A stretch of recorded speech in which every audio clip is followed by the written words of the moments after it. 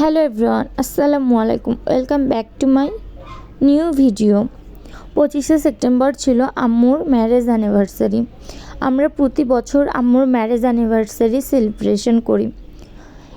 এইবারও ব্যতিক্রম কিছু নয়, কিন্তু প্রতিবার 25শে সেপ্টেম্বরই করি, কিন্তু এইবার আমরা 28শে সেপ্টেম্বর করেছিলাম শেখ হাসিনার বার্থডের দিনে।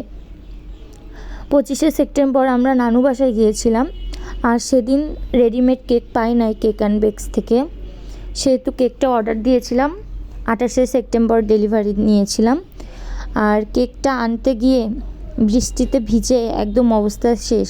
কেকটা আনতে গিয়েছিলাম আমি, সিয়াম এবং আফনান। আমরা তিনজনই ভিজে কেকটা নিয়ে এসেছিলাম। আর এই যে এই সুন্দর ডেকোরেশনটা আমি করেছি। আমি যদিও ডেকোরেশন করতে পারি না, তাও আমি নর্মালভাবে এই ডেকোরেশনটা করেছি। কেমন হয়েছে আপনারা কমেন্ট করে জানাবেন। তো আমরা কেক কাটলাম, আম্মু কেক কাটলো। আফনান তো কেক দেখার পরে খাওয়ার জন্য চিল্লাচিল্লি করতেছিল, ও আনতে যাওয়া থেকেই খাওয়ার জন্য চিল্লাচিল্লি করতেছিল।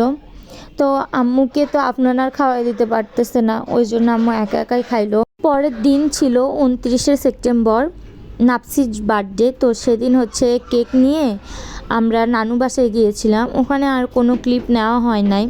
তো নানু বাসা থেকে এসে আমরা স্বপ্নতে গিয়েছিলাম। আমাদের বাসায় একটু খাবারের শেষ হয়ে গিয়েছিলো, ফ্রোজেন খাবার, সেগুলো নিতে গিয়েছিলাম।